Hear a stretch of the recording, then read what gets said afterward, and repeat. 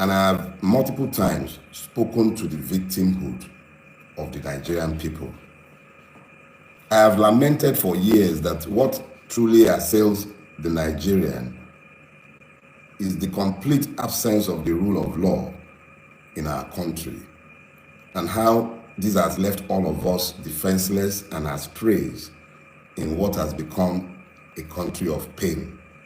I have spoken to you about this for years, I spoke to you about it, that we are all victims, that we have all become as victims in the country that we have managed to build. I told you how we were all running away.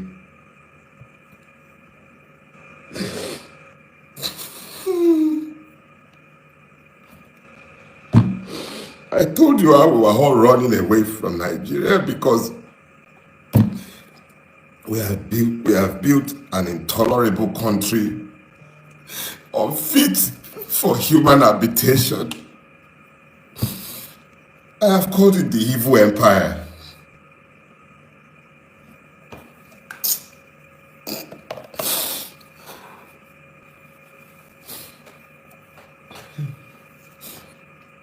I have called it the evil empire.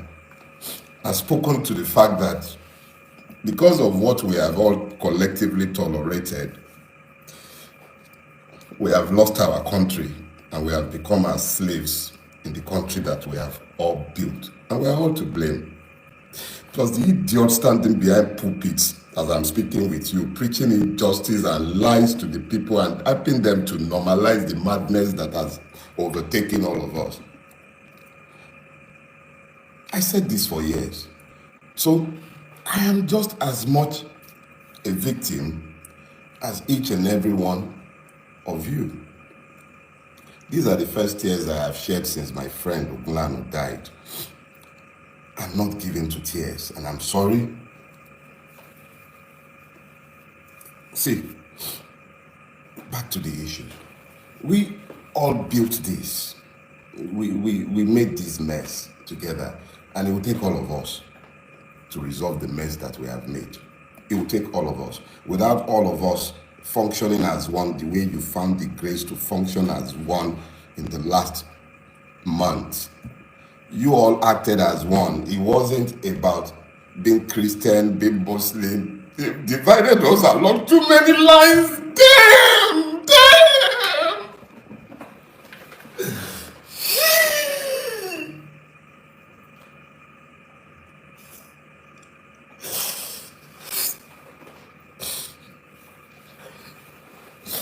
We stopped being human because we became Nigerians.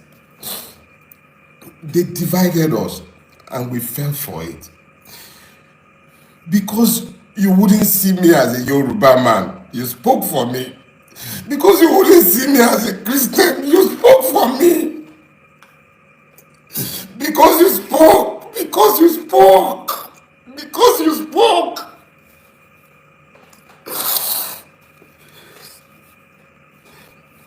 Because you spoke, Nigeria couldn't happen to me. Because you spoke. The only reason Nigeria couldn't happen to me is because you spoke. You spoke. That is why Nigeria couldn't happen to me. And yeah, Nigeria couldn't happen to me. Emu, Eki, Bitenru Reko. You found your voices. Good evening, everyone. Today is Sunday, 29 December 2024. All right, when I see that Dele Farotimi was going live today, I was glad to join him. So I joined him in the live section, and at the time I have to leave, and I left when he started crying because I'm so emotional. I'm an emotional kind of human being, and I'm sensitive to so many things he was saying. I am glad that Dele Farotimi is a kind of person who will understand for justice, who will understand for the truth. And I think this is the only way the oppressed can survive and move away from this ugly incident. Because I have started referring Nigeria as a thing, not just only a country, it's a thing. not a country. So what I'm urging everyone from across the country is to make sure they stand on their right. Stand on your right. Fight for what you believe. If you believe for secession, fight for secession. If you be anything you believe in, fight for it, because there is no time. How many years are we going to live in this world that we are suffering like this? How many years are we going to live? Nothing makes sense anymore in this country because there is no rule of law. Any country that there is no rule of law, people are always careful because you don't know what is going to happen. Anything can happen at any time.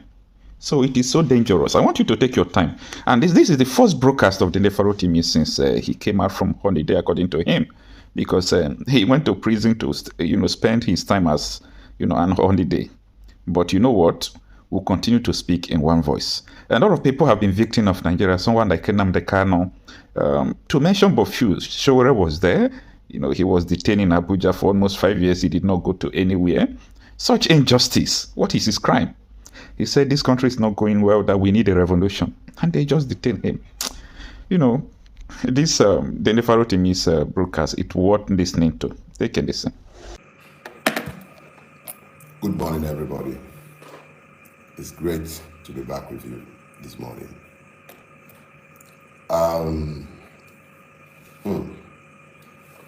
I've been deliberately quiet. Yeah, as quiet as I can possibly be since I came out of my holiday, the retreat that I had looked forward to for a while. I would have preferred that it wasn't in a prison, but it pleases God. And I'm thankful to God for the time spent in prison, So I have acquired a new title. I was going to say Senior 11 of Nigeria, SEN.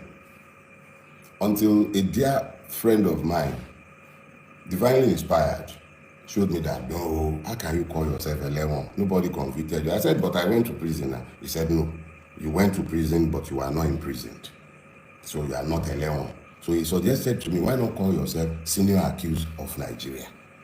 So now I'm an SAN.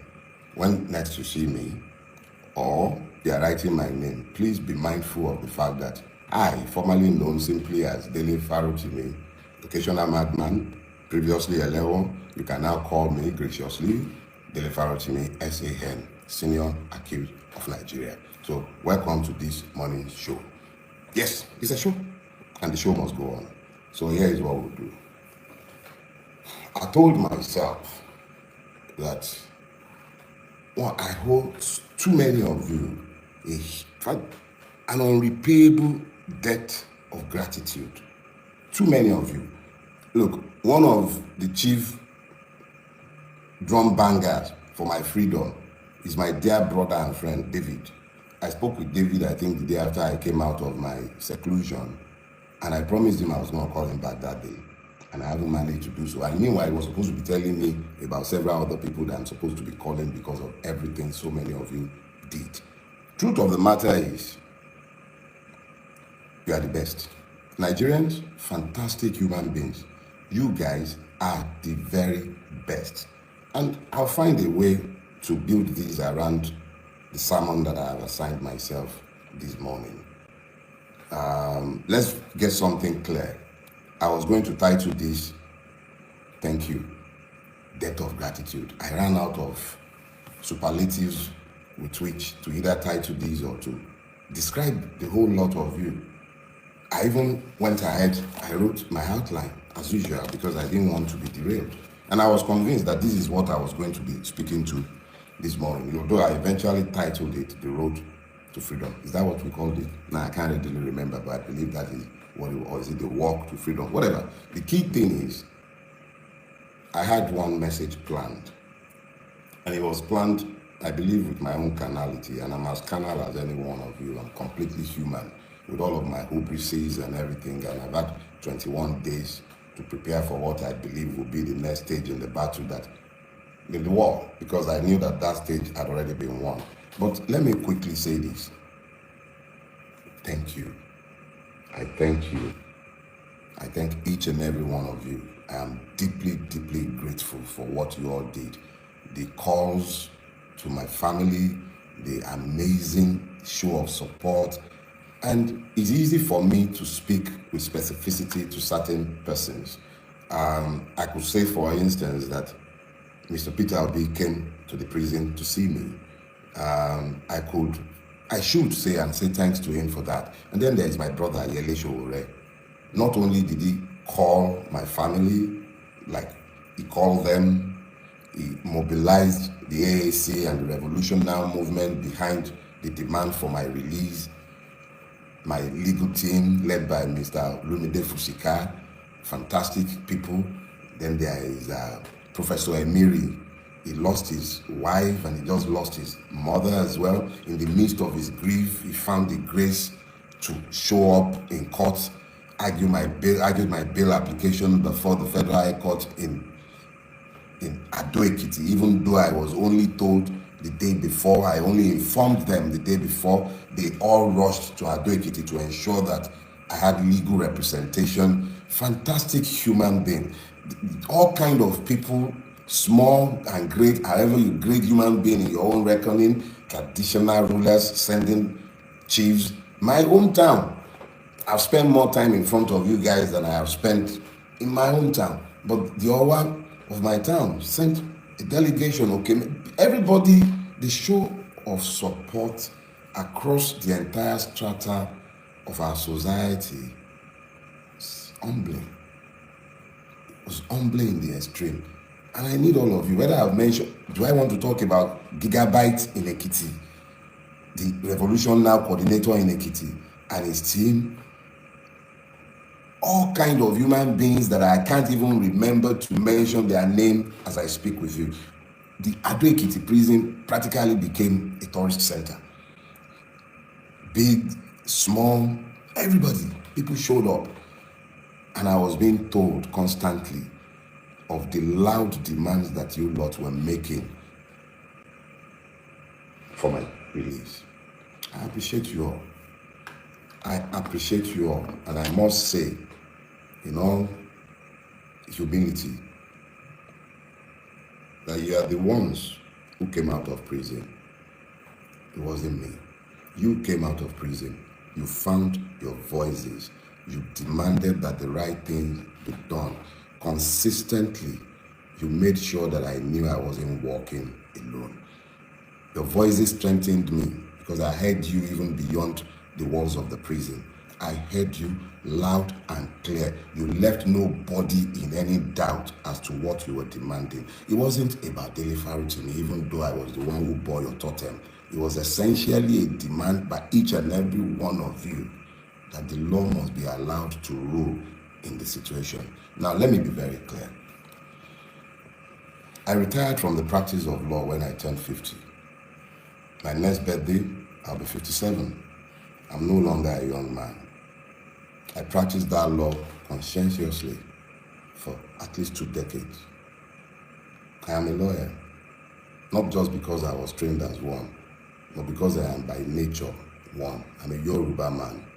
In my culture, it says, Ejola Ako, Baba Enikonke Koja. I am not a fool. When the magistrate spoke, the learned magistrate was very specific in the order that he gave. And even though I did not believe at the time, and I still do not believe that there was any need for that order to have been made, what he said was clear. I may not speak to the press, or even to you, about the case pending in his court. That was the extent of his order. I am a lawyer. The matter is sub judice, and I certainly cannot, whether he had made the order or not, I wouldn't have spoken to the case in the court. And I certainly do not intend to. There is absolutely no need to speak to any of the cases before the court. They are irrelevant to the future. And me and you, we need to focus on the future. So let us be clear. Assuming that the magistrate had made any such order, I would have been under a duty as a human being, even if I may not be a citizen, to disobey that order. But I thank God that the magistrate, erudite magistrate, intelligent and very, very, very, very fair, firm, and just, gave only one order, the only order he could have given in the circumstances. I may not speak to the case before his court, and I do not have any such intention.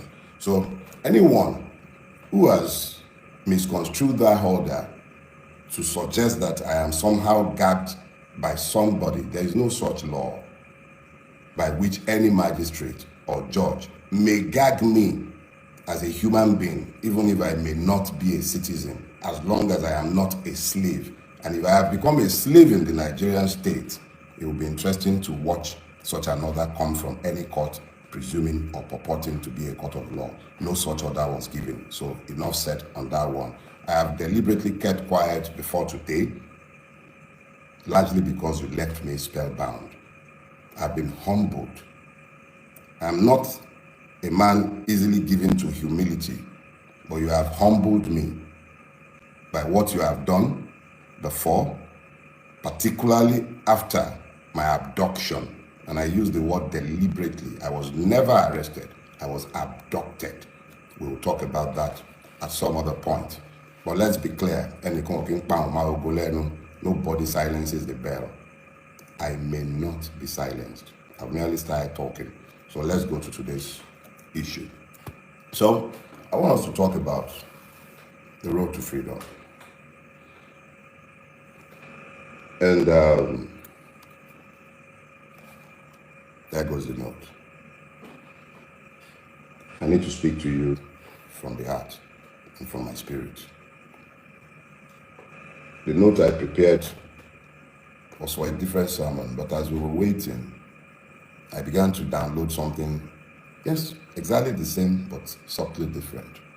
So the Yorubas have a scripture, and that scripture says very clearly, Emu, Eki, Biteran Reko.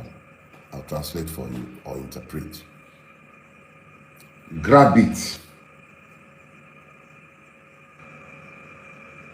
Catch it. You do not catch the porcupine in the same manner as the rabbit. Let me explain that to you. If you're familiar with the porcupine, you will know of the quills on its back, with which it largely impales stupid predators. Even lions steer clear of the porcupine. As small as it is, its entire body made of quills would kill a lion if it would dare. Now, when that proverb came to my head in the course of this entire ordeal, I made the stupid error of thinking that I was the porcupine and that those who were coming after me were the unwary predator. But I received some sense this morning. Or let me just say, as I have digested the extent and the range of support that I have found since I came out of prison.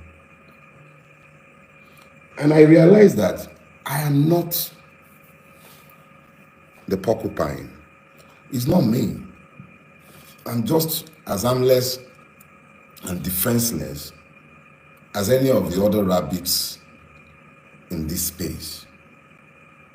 You will remember that for a long time, I have argued that the Nigerian is not a citizen. I even went as far as to have labeled myself for years as the patriot of an unborn nation. And then I believe on my Twitter feed, you'll find me labeling myself a victim of Nigeria. And I have multiple times spoken to the victimhood of the Nigerian people. I have lamented for years that what truly assails the Nigerian is the complete absence of the rule of law in our country, and how this has left all of us defenseless and as praise in what has become a country of pain. I have spoken to you about this for years,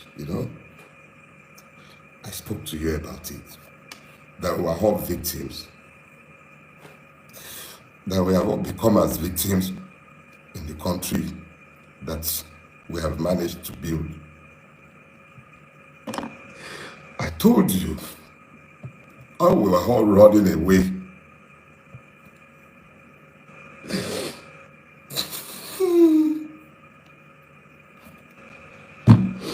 I told you how we were all running away from Nigeria because we have built an intolerable country unfit for human habitation. I have called it the evil empire.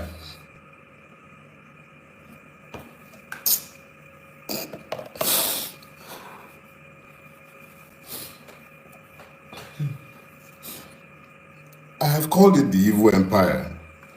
I've spoken to the fact that because of what we have all collectively tolerated, we have lost our country and we have become as slaves in the country that we have all built. And we are all to blame. Plus the idiot standing behind pulpits as I'm speaking with you, preaching injustice and lies to the people and helping them to normalize the madness that has overtaken all of us. I said this for years. So I am just as much a victim as each and every one of you. These are the first tears I have shed since my friend Ogunlanu died. I'm not given to tears, and I'm sorry. See, back to the issue. We all built this. We made this mess together, and it will take all of us to resolve the mess that we have made.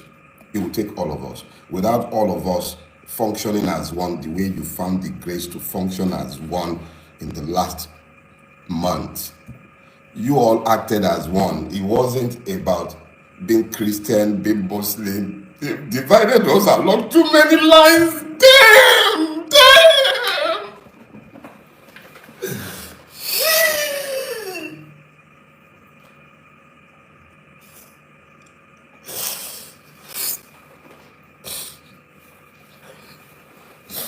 We stopped being human because we became Nigerians. They divided us and we fell for it. Because you wouldn't see me as a Yoruba man, you spoke for me. Because you wouldn't see me as a Christian, you spoke for me. Because you spoke. Because you spoke. Because you spoke.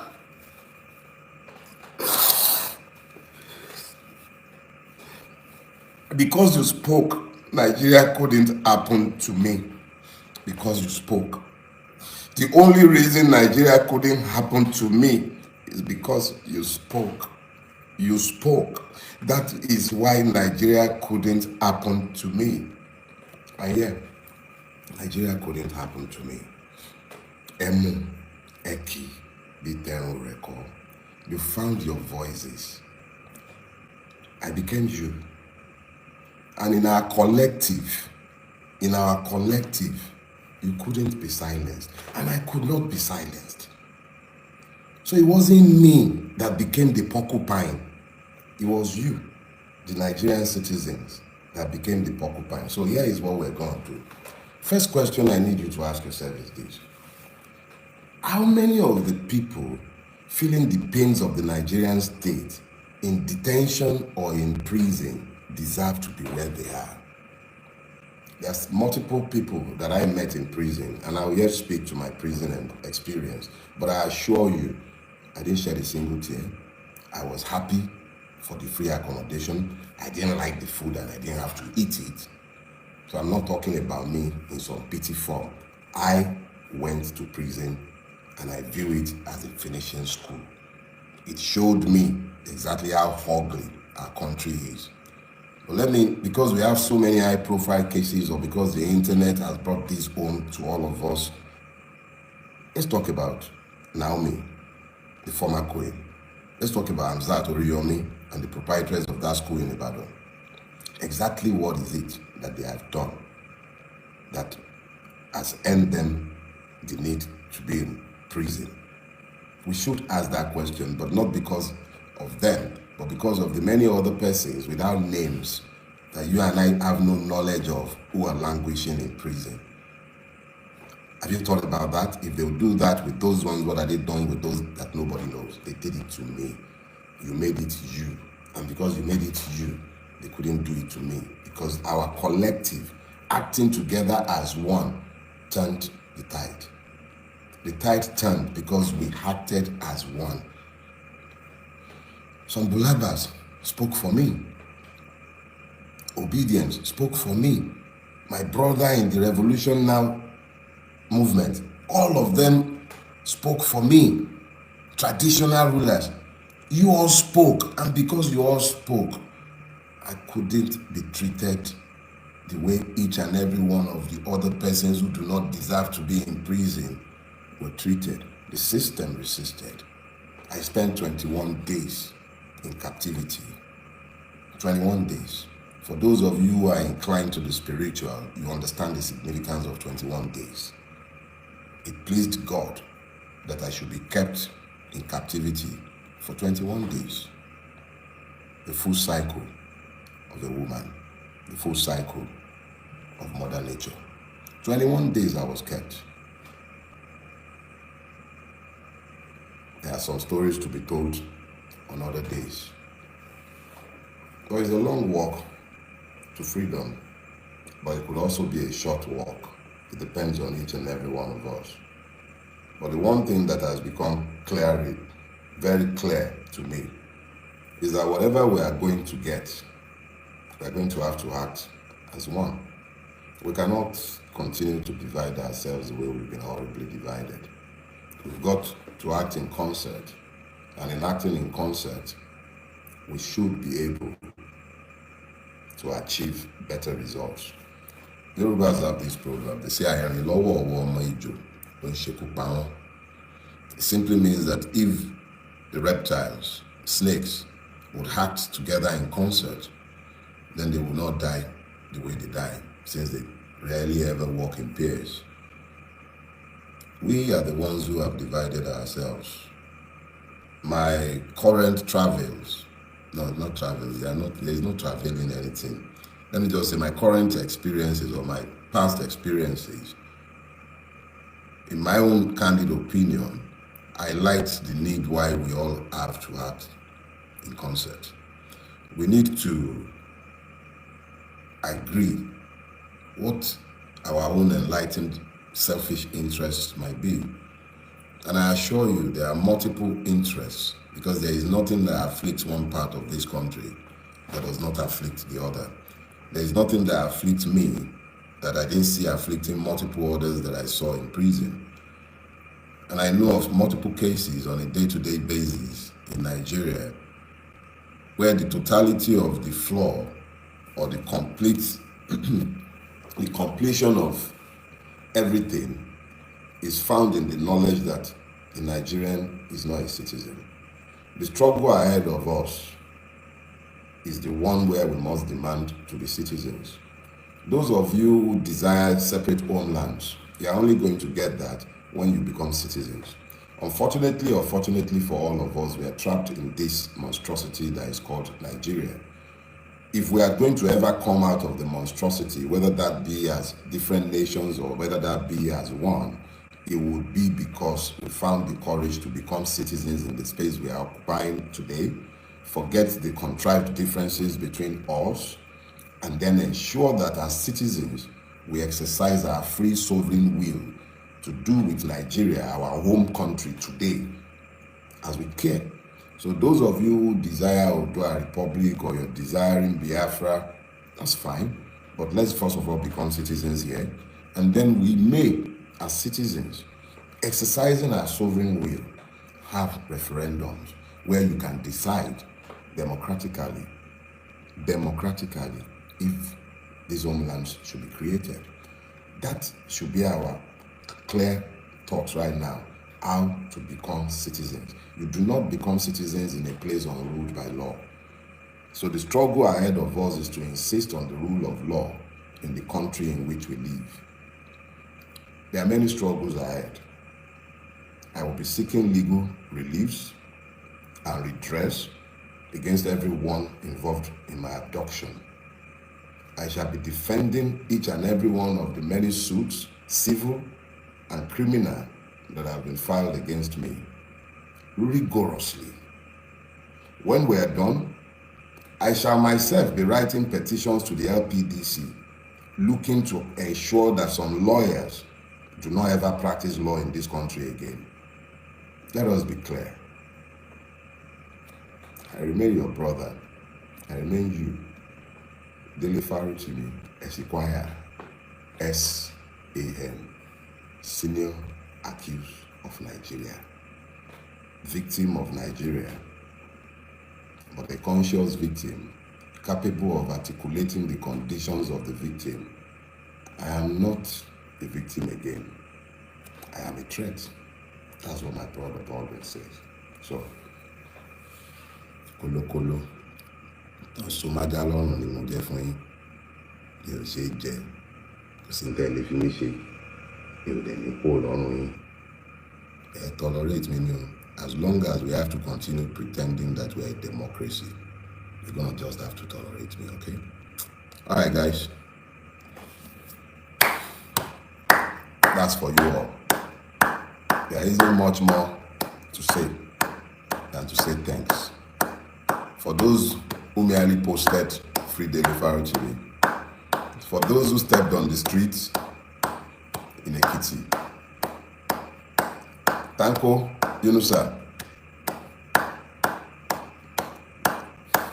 Yeah, Tanko, thanks. Yeah. Sarah Ibrahim, thanks. 1,000,001 of you. Oh, yes, Ekinzo, my Ekiti brother. Those who I cannot even name in this moment. I thank you all. You deserve all the applause. You all stepped up. Like I was telling my brother Yele when we were talking, each and every person played the part that had been assigned to them of God, or they betrayed it. And each person knew exactly what they did. I thank Yele for his amazing support. Brother Peter Obi, Dad, I thank you all. And see you next week. You do not recall a bullet when it is fired. I cannot be silenced. See ya. Bye-bye.